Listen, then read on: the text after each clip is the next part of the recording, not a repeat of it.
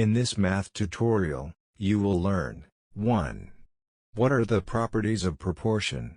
2.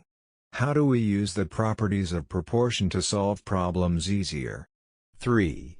How do we calculate the nth proportional in a set of numbers participating in a proportion? 4. What does geometric mean? Where does it differ from the arithmetic mean? 5. How to extend the use of geometric mean if more than two numbers are present. Introduction.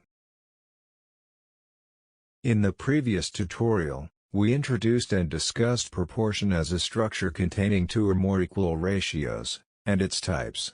Now we will look in more detail at the properties of proportion with a focus on direct proportion as the main type of proportion. This is because the inverse proportion is based on the direct proportion, we simply invert down the second ratio. Another concept discussed in this tutorial is that of geometric mean, a useful tool related to proportions, especially in banking and finance. Moreover, a number of examples are provided with each concept or property to allow a better understanding by you, the reader. Properties of proportion. First, it is worth highlighting that in all properties of proportion explained in the following part, we will assume the main proportion in the form as shown on screen.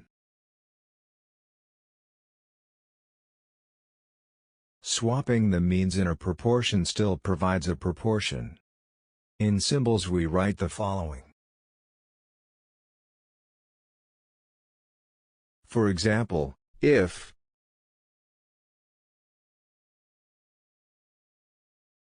in the first case, both ratios have the value 3/5, when written in the simplest form, while in the second case the values of both ratios are 3:2 when written in the simplest form. The advantage of this property is evident when the terms in each ratio of the original proportion are difficult to deal with. Thus, when we swap the means we obtain fractions that are easier to handle, so the operations become shorter. Example 1. Prove that the proportion 33:54 equals 44:72 is true.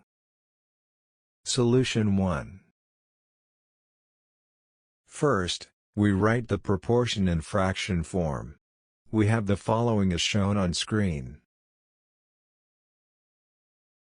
We cannot simplify the fractions expressing the individual ratios in the actual form. Thus, we can simplify by 3 the fraction on the left and by 4 that on the right. Therefore, we swap the means to obtain fractions that can be simplified. Hence, we obtain the following as shown on screen. Now, the task is easier, as the fraction on the left can be simplified by 11 while that on the right by 18 to obtain the following. Since the two final fractions representing the possible proportion are equal, the original proportion is true. Swapping the extremes in a proportion still provides a proportion. In symbols we write the following. From the graph, it is evident that at the end of the working day, the employee earns $200. Example 2. The quantity, x and y, vary directly, and y equals 6 when x equals 18. Solution 2. One method could be simplifying both fractions by 3 and 7 respectively to obtain 3/8 in both cases. However, not everybody is able to figure out what is the GCF in either fraction. Moreover, in the specific case, the terms of the first fraction are relatively prime, i.e. they cannot be simplified. Therefore, we use the second property of proportion to write the following. Both fractions give 3 when simplified, they express whole number, not improper fractions, so the original proportion is true. Inverting both ratios in a proportion still provides a proportion. In symbols, we write the following. This property is particularly useful when the inverted ratios give whole numbers. An example of the use of this method, inverting ratios, in practice is when dealing with parallel combination of resistors, when we have to invert the fractions in the final step to obtain the result, as in the next example. Example 3. Two resistors, R1 equals 12 ohms, and R2 equals 18 ohms, are connected in parallel in an electrical circuit. Calculate the equivalent resistance of the circuit. Recall that the equivalent resistance rec of a parallel combination is given by the formula as shown on screen.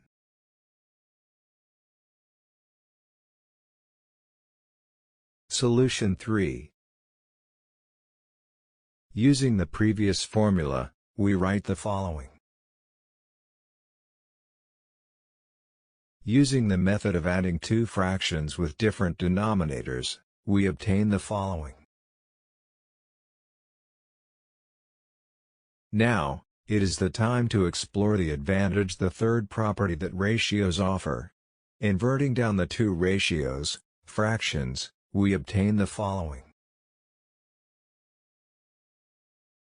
Adding or subtracting the corresponding denominator to the numerator of each ratio in a proportion still provides a proportion. In symbols, we write the following. Let's try a numerical example to confirm this property. Example 4. Prove that the proportion 12 to 30 equals 24 to 60 is true.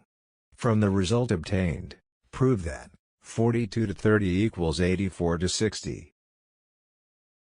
Solution 4. First, we write the two ratios forming the proportion in fraction form. We have the following. We use the first property of ratios, swapping the means, to make the operations easier. Thus, we obtain the following. Simplifying the first ratio by 12 and the second one by 30, yields the following. First, let's calculate the constant k of proportionality. If we express the siblings as a, b and c, we obtain the following.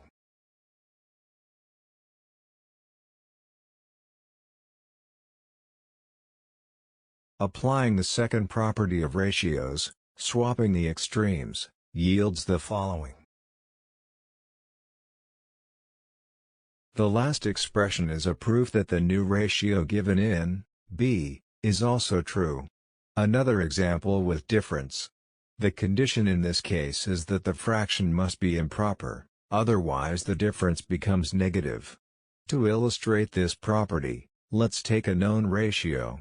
For example, 4 to 3 equals 8 to 6. Hence, we obtain the following. The last proportion is also true as when 2 over 6 is simplified by 2, which gives 1 over 3. Now, let's see an application of the previous property in practice. Example 5. Two brothers are 8 and 11 years old respectively. After how many years will the ratio of their ages will be 5 to 6? Solution 5. Let's denote the number of years to come until the previous condition will be fulfilled by x. Thus, we can write the following. Applying the cross product to remove fractions, we obtain the following. Using the distributive property of addition, we obtain the following.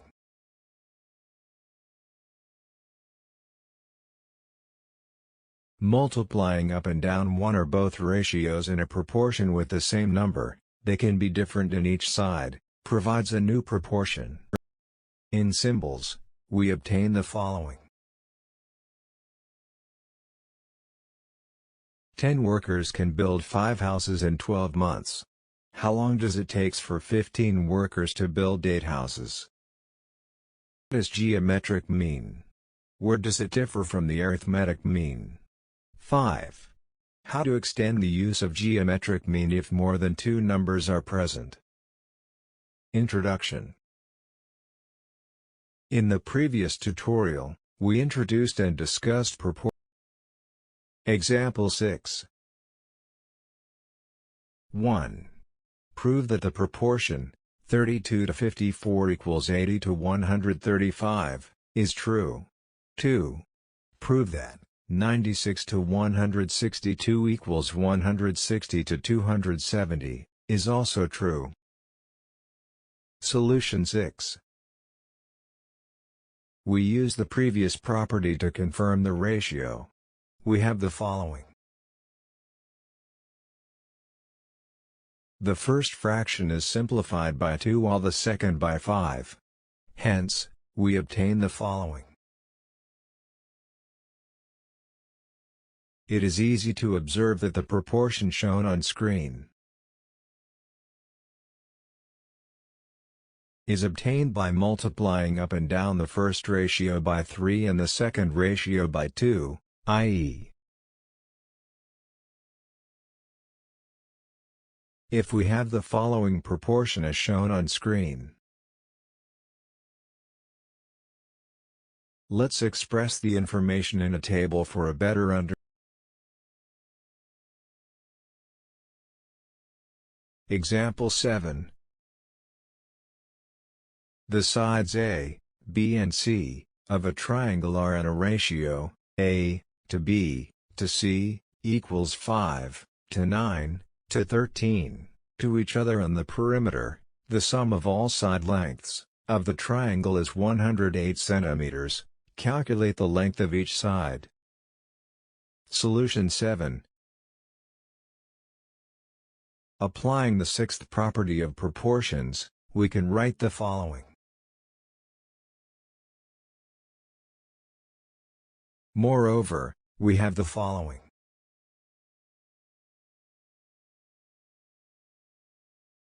Therefore, the length of the three sides of the triangle are as shown on screen. Calculating the nth proportional in a set of numbers. If x and y vary directly as a and b, then the following formula is true. Usually we limit to the first four terms, a, b, c and d, in most situations. Sometimes one of these terms is missing, so we have to find it. We call the missing term the nth proportional of the number set given in the proportion. Thus, if a is missing, it is called the first proportional. When b is missing, we say it is the second proportional, and so on. Example 8. What is the fourth proportional of 2, 3 and 4? Solution 8. We have a equals 2, b equals 3, c equals 4, and d is missing. Thus, we obtain the following.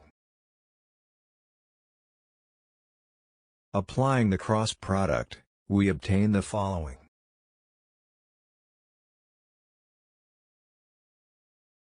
The geometric mean. Before explaining what the geometric mean is, it is worth having a quick look at the concept of arithmetic mean, x, which is a concept that represents the simple average of a set of values. Arithmetic mean of a set of values a1, a2, and is calculated through the formula as shown on screen. For example, if four measurements taken give the values 20, 23, 19 and 22 respectively, their arithmetic mean is as shown on screen. On the other hand, if we have a proportion that meets the condition shown on screen, then, the number x is called the geometric mean of a and b. From the previous proportion, we can write the following. For example, if we have the following. This is an example of an inverse variation where the number of workers is inversely proportional to the time needed to paint the building. Thus, we can extend the meaning of geometric mean for more than two numbers. Thus, if we have a set of n numbers, from a1 to n, we obtain for their geometric mean x.